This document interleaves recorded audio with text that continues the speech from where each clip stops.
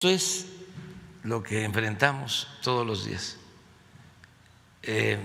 porque todos están al servicio del régimen de corrupción que imperaba y que quieren regresar por sus fueros. Ahí están los intelectuales orgánicos. Es realmente lamentable, vergonzoso que suceda esto en los medios de información. Ahora van a decir que la culpa es de la auditoría, pero estaban esperando que no pudieron constatar, revisar la información, sobre todo los analistas, los intelectuales, Aguilar Camín, Silva Gerso, se moriría de vergüenza su abuelo si lo viera haciendo esto. Entonces, ya enviamos el oficio a la Cámara de Diputados y vamos a esperar el resultado. Por eso es muy importante el que podamos comunicarnos todas las mañanas, ¿no? Y que además se tenga autoridad moral, porque si hay autoridad moral hay autoridad política. Si yo fuese corrupto, no podría yo hacer esto. Por eso los tenían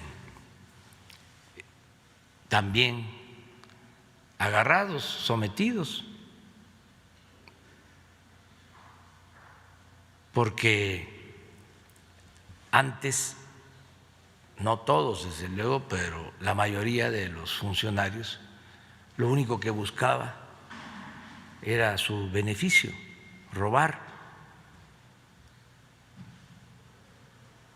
hacerse grandes con la riqueza mala vida. No tenían ideales, no tenían principios, no les importaba el pueblo, no le tenían amor al pueblo. Además eso fue convirtiéndose en una práctica, era lo normal, hasta se le llamaba tonto al que ocupaba un cargo y no se enriquecía. El que robaba ni siquiera perdía su respetabilidad. Y se veía completamente normal. Entonces hay que cambiar y también aclarar. Estos apoyan, todos ellos, a los grupos de intereses creados, a los de arriba.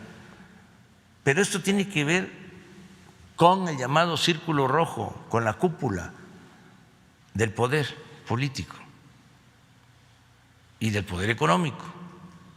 No tiene que ver con la mayoría del pueblo de México. La mayoría del pueblo de México es gente buena, trabajadora, gente honesta. Es la élite del poder político, económico en México. Ojalá y surja un nuevo periodismo. Ya hay nuevas formas de hacer periodismo, sobre todo con las redes sociales, muchísimos nuevos periodistas con sus páginas, de manera muy sencilla, pero profesional, están haciendo trabajo de comunicación con mensajes de ida y vuelta. Esto es lo que tiene que terminar también de consolidarse para que haya una prensa alternativa, que esta prensa convencional echada a perder ya no tenga el mismo peso. Aquí estamos viendo medios como Televisa. ¿Cuál es la relación entre los dueños de estas empresas con los conductores? ¿Tienen que ver los conductores con las empresas o no? ¿O actúan con absoluta libertad, no reciben línea y van por la nota? Porque como dice un periodista de estos, la nota es la nota. O sea, ¿quiénes son los dueños de los medios de información? ¿Y qué relación tienen con los conductores? Con los empresarios en general. Entonces yo hago un llamado también a los dueños de los medios de información, a los dueños de las televisoras, con todo respeto, pues para que se ponga por delante la ética y no se engañe, no se manipule, no se tergiverse la realidad y que se le tenga respeto al pueblo. Y esto no significa subordinación, sometimiento al gobierno, no. Es lealtad al pueblo, a los ciudadanos, en este caso a los televidentes, a los que escuchan la radio, a los que leen los periódicos. Respeto al pueblo, que los medios estén distantes del poder económico, del poder político, que no trafiquen con la libertad de expresión, porque no ejercen la libertad de expresión para causas justas, utilizan la libertad de expresión como mecanismos para mantener privilegios. Entonces, que se actúe con respeto a la gente, lo más cercano al pueblo y lo más distante que se pueda del poder económico y político, no nada más distante del gobierno, no, también distante de los que antes mandaban. ¿O creen ustedes que mandaban antes los gobernantes? Mandaban los grupos de intereses creados. Desde luego, el pueblo no existía, no mandaba, pero tampoco los políticos. Eran peleles, títeres de los grupos de intereses creados. Los diputados recibían consignas: a ver, vamos a llevar a cabo la reforma energética, porque de esa manera va a llegar la inversión y va a haber empleos en México y vamos a bajar el precio de las gasolinas y vamos a bajar el precio de la luz. Y a votar todos por la reforma energética. y ni llegó inversión, ni se crearon empleos, ni bajó el precio de las gasolinas, ni bajó el precio de la luz. Pero los que impulsaron esas reformas, los que les dieron las instrucciones a los legisladores para que votaran a favor de esas reformas, eso sí, sacaron muchísimo dinero. Eso sí, salieron beneficiados. No solo corporaciones mexicanas, extranjeras, nos saquearon como si viviésemos en tiempos de conquista. Entonces, ¿quiénes mandaban? No se me va a olvidar lo que me dijo en campaña un migrante en San Quintín, un migrante, un hombre mayor de Puebla que está viviendo en San Quintín.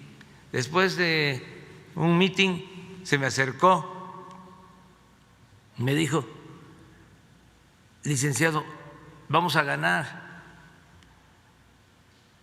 ahora sí vamos a ganar.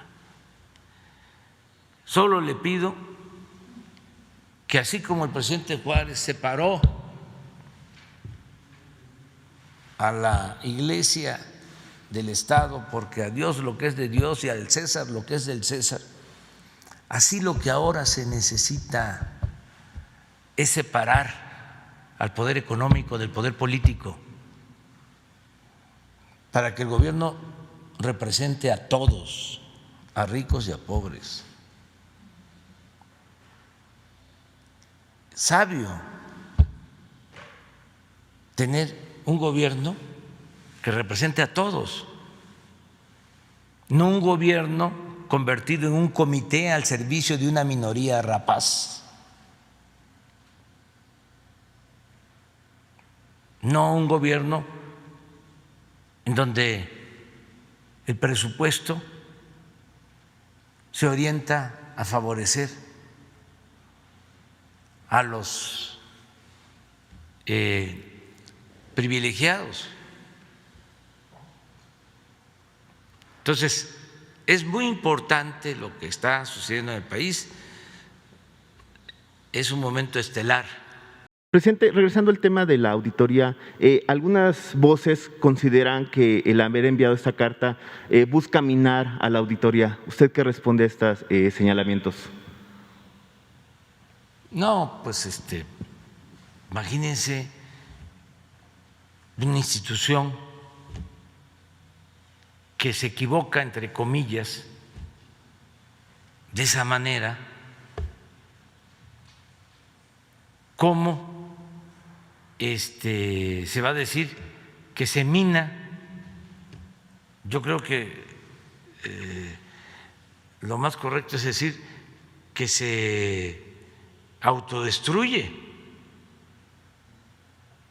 Imagínense, auditoría, estamos hablando de auditor que se equivoca en una investigación, un estudio por más de 200,000 millones de pesos. Claro que no fue una equivocación, claro que ahí hubo una intencionalidad política de afectarnos. Entonces, ¿quién es el responsable? Ahora solo falta que digan que yo hice la auditoría. O como dijeron los mismos, algunos de ellos, de que los había yo doblado, casi los había yo torturado para que se retractaran.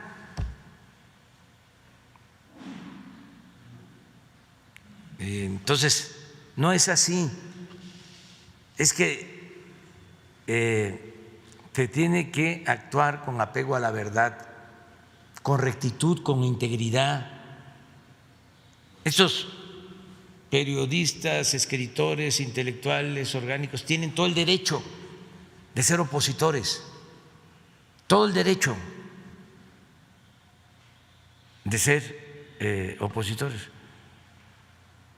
No se les puede limitar su derecho de ninguna manera, pero debe de haber una ética por respeto a la gente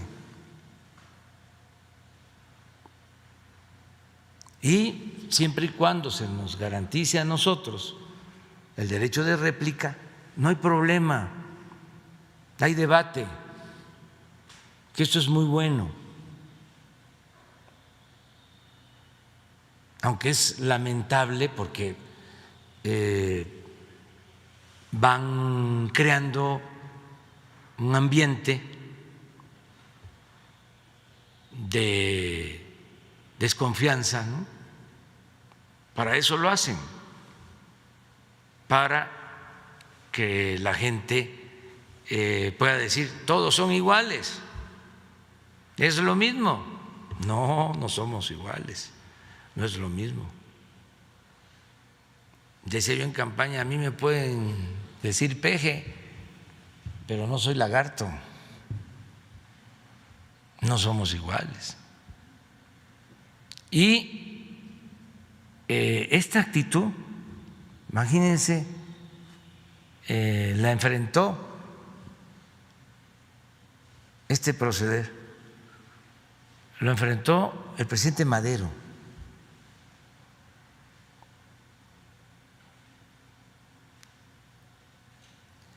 Porque Porfirio Díaz les daba dinero a los periodistas, pero además pertenecían a grupos de intereses creados y en algunos casos no lo hacían por dinero, como es también en el caso de algunos de ellos.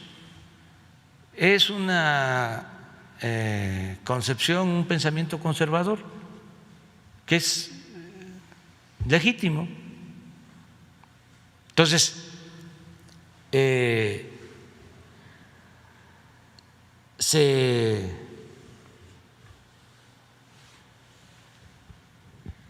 derrota a la dictadura, entonces queda toda esa prensa, llega Madero y les deja de dar dinero. Hay un término que nada más lo voy a usar ahora porque es muy fuerte, pero le llamaban al fondo, a la partida, para darle dinero a los periodistas, se le llamaba el fondo de los reptiles.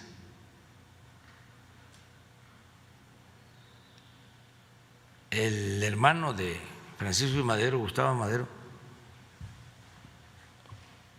dijo una vez, y eso no se lo perdonaron nunca, por eso lo asesinaron de manera atroz, infame, lo martirizaron.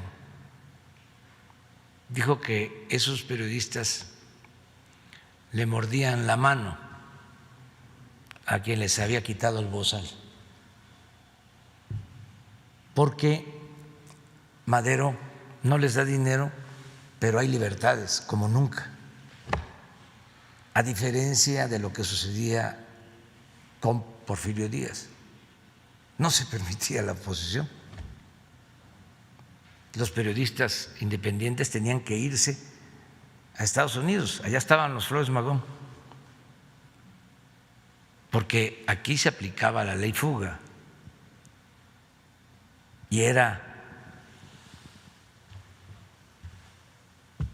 encierro, entierro o destierro.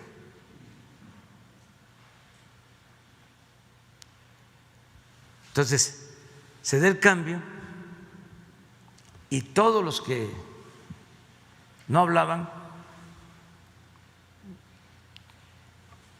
se lanzan contra el presidente Madero, un hombre bueno, apóstol de la democracia, y lo atacaban todo el tiempo, lo ridiculizaban, caricaturas, de todo, un linchamiento político. Entonces, ellos fueron creando las condiciones para el golpe de Estado y el asesinato del presidente Madero y de su hermano Gustavo y del vicepresidente Pino Suárez. Ellos abonaron el terreno para eso. ¿Cuál es la diferencia ahora?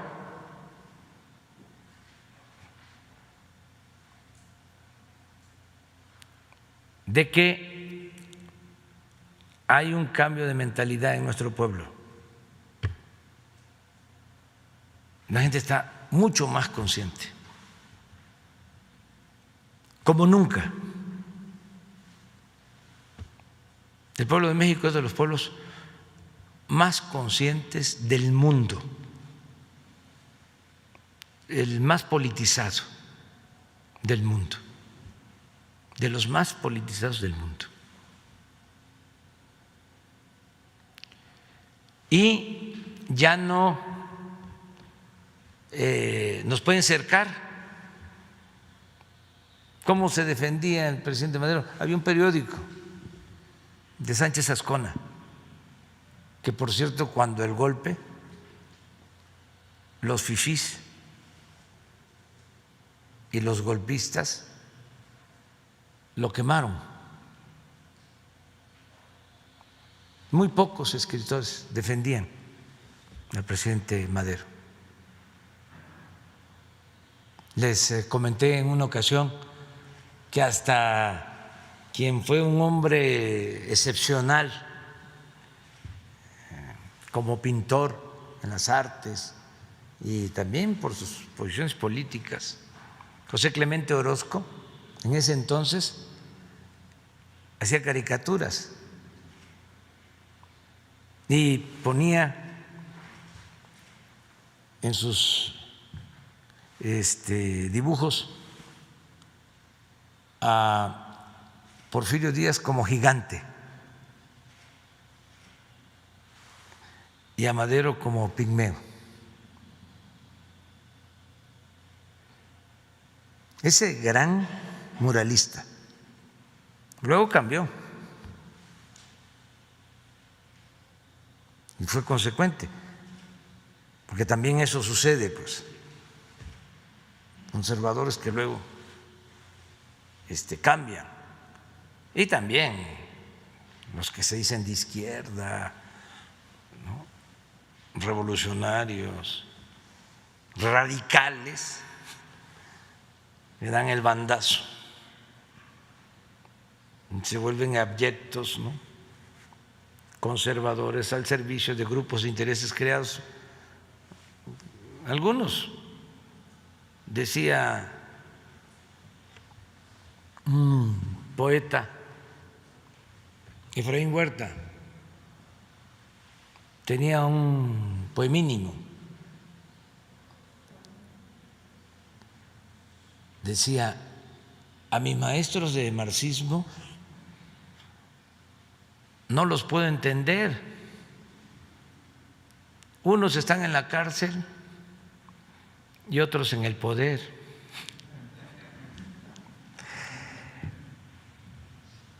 Entonces es eso, ¿no? O sea, nosotros no socavamos ninguna institución. Lo que pasa es que están desesperados, los obnubila el coraje, entonces piensan que son los tiempos de antes, que pueden lanzar una calumnia y que todos los medios de comunicación la van a abrazar, como sucede, y que ya la gente, ¿no?, se va a tragar todas esas mentiras, o que nosotros nos vamos a quedar callados. Porque eso era lo de antes también. Y cuidadito vayas a responder, porque te va a ir peor. Así eran las campañas en radio, en televisión. Se lanzaban contra un opositor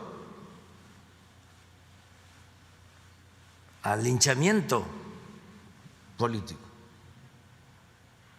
Y aparte de que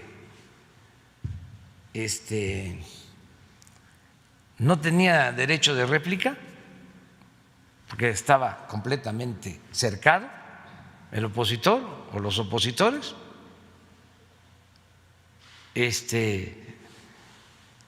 si sigues, te va peor, porque nosotros tenemos el control de todos los medios.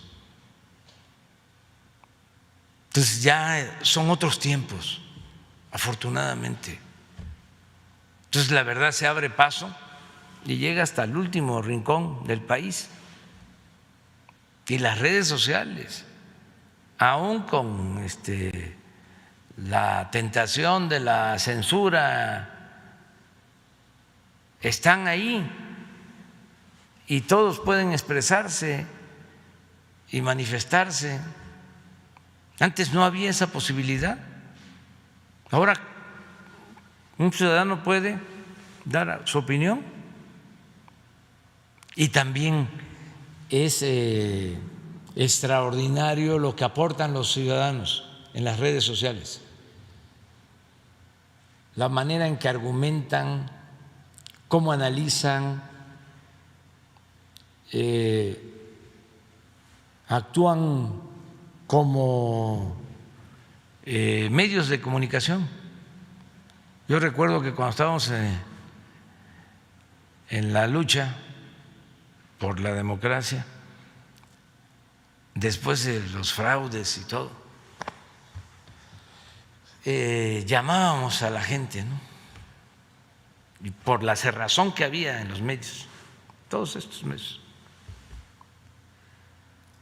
que no nos abrían espacio. Decía yo en los mítines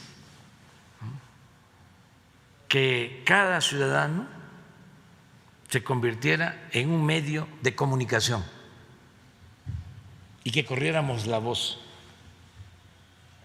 Eso lo planteaba yo como una estrategia para romper el cerco informativo.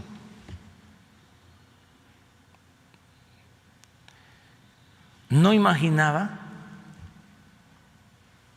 de que iba a llegar el día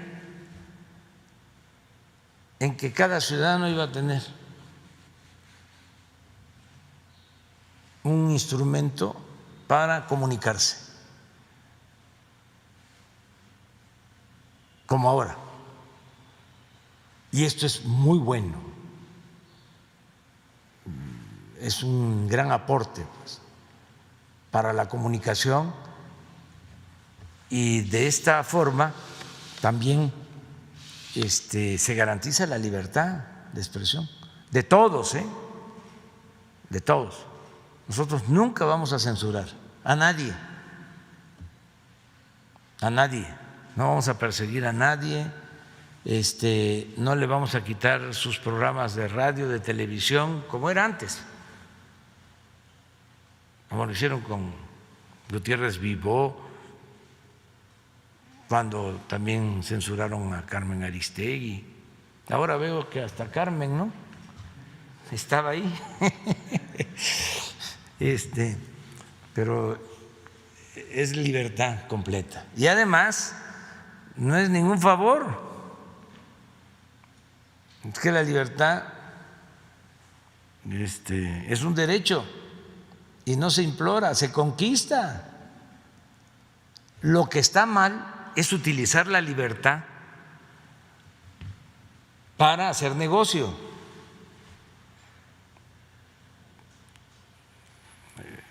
Que eso es lo que hacen a veces.